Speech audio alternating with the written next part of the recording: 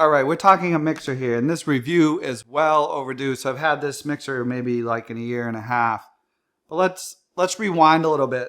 How did I get here with this mixer? So in my family, we cook a lot, right? And we actually been making our own bread now for maybe almost 2 years.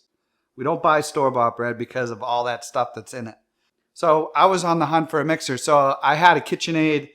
That KitchenAid worked pretty well.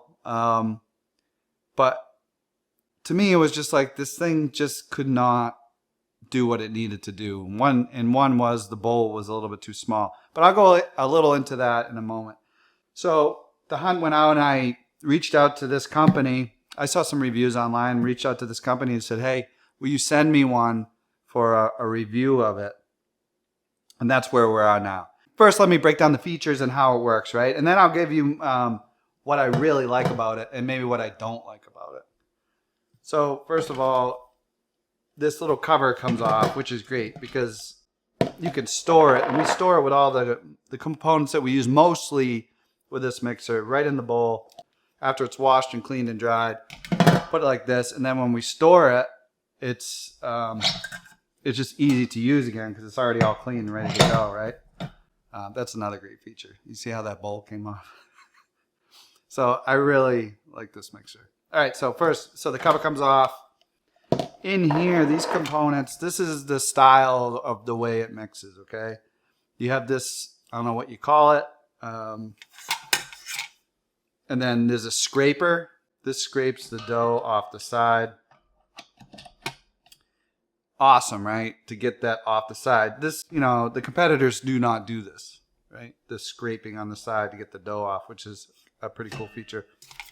Comes with this dough scraper. This little groove in here on this scraper is actually designed to fit in here and help clean this out. So let me show you how simple it is to go together. So obviously the bowl pops on and off. Really simple. You can see there, it goes into that key on that shaft of the bowl. And then in there, you can see where it sits. So literally you can put it on. If you can't find it, you just do a little spin. Just to say you're off like that. A little spin, it finds itself. Really nice. I mean, look at the size of this. Look how open that is. There's a huge advantage for that when you're mixing, when you're adding stuff. So the difference with this compared to probably a typical mixer like a KitchenAid is the spinning is done here. This is spinning. And then the mixer part on top is fixed. But look how small that is, right? All right. So this goes on here. Finds itself. A little lever here adjusts the tension of the arm.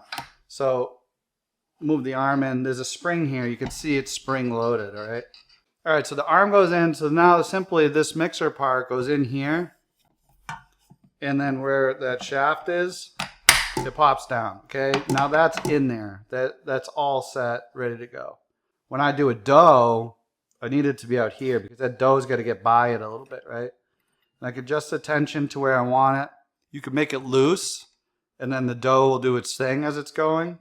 Great. I mean, this thing we use for everything. Cookies, bread, whatever you use a mixer for. And then that's where the scraper goes right in there. And it does a great job of scraping dough off that side. So that's how simple that is. You want to get it out of the way, pop it, take the part out, loosen this, get the arm right out of the way.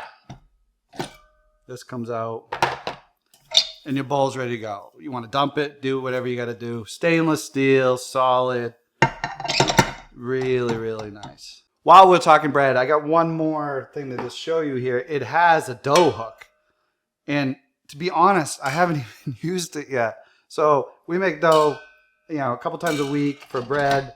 I do my artisan style. I made one yesterday for a video for my grilled cheese video. You got it. No, it was not a grilled cheese. It was a tuna melt video. You got to check that out. I'll leave it in the description.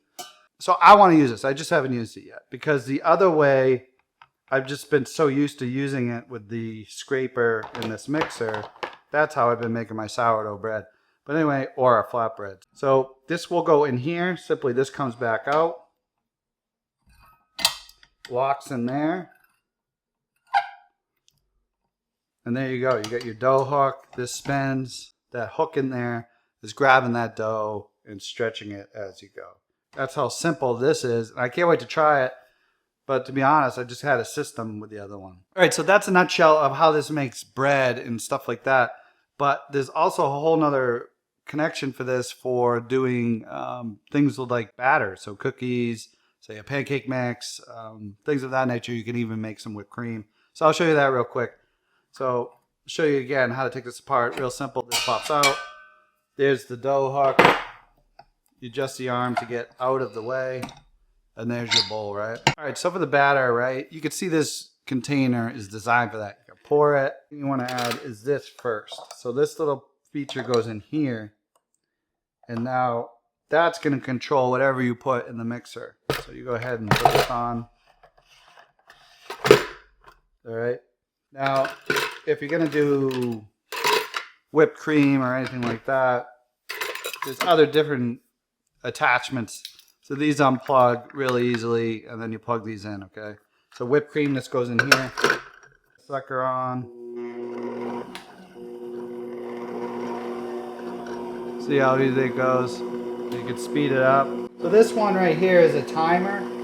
That times how long, so that's kind of useful, right? You can just throw it on there, the timer you need. Basic controls, and a lot of times basic is good because it's just gonna do what you need to do, right? Speed's over here. So guys, in the description, I'm going to leave a link to this. And if you're going to purchase one, use my link. I really appreciate it. It helps my channel. So one thing to consider with this is if you want to do those other attachments like blenders and things like that, if you see over here on this side, or I'll tip it up, this little connector comes off and then it lays down on its side. And that's where you attach the blender and the other attachments. So a little bit about the company. It's a Swedish company. They've been around since the 40s.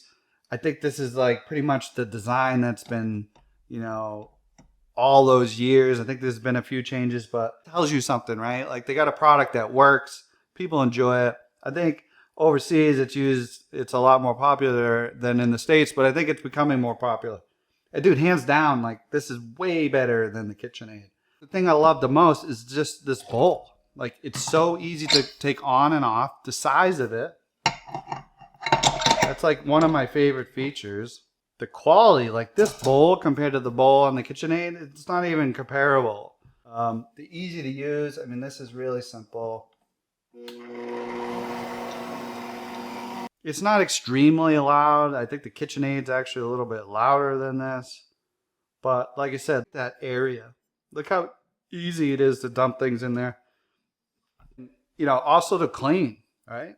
Cleaning is like awesome. You want a mixer that you're going to be able to use all the time. You're not talking commercial, but I'd say pretty close. And you want something that looks like it's going to last for years. Like I said, I've had this over a year. I didn't do a review of it right when we got it because what's the use of that, right? You got to put it through the paces. I love the thing. I got to actually, now that I broke out all the parts, I really got to try that dough hook and give that a shot and see if that changes my sourdough. But so that's my review. Year and a half later, the Ankarsrum great mixer.